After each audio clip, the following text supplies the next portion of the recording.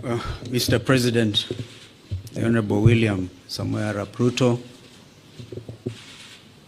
Prime Minister Raila Odinga, both co-principals of the NADCO process.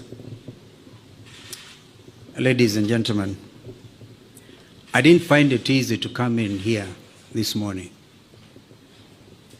for various reasons, one of which was the barricading of the route to KICC. But I must thank the organizers for having brought it to KICC, because if it was a State House, Mr. President, it would even have been a little harder. The reason is simple. Our country is at a crossroads. My colleague, Honorable Kimani Ichung'wah, has highlighted that both of you asked us to undertake the process of NADCO following the 2023 enactment of the finance bill and the riots that took place, where we lost people, 75 of them, property was destroyed, and the country was in a state of a shock.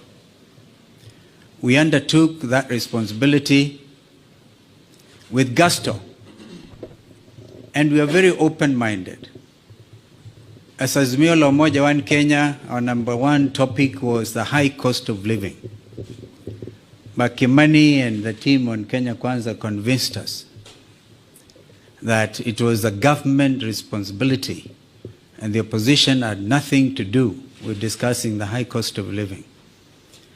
I hope that in the light of recent developments, my friend Kimani would have revised that thought. Because again, 2024, Finance Act and the riots, and again we have lost 41 young Kenyans. This time they came in the form of Genzs, but they are Kenyans. They have a right to belong.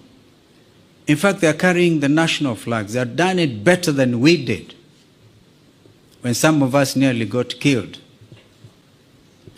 Mr. President, I want to urge that we look at our country afresh. There's no way we can wish away the Genzs revolution.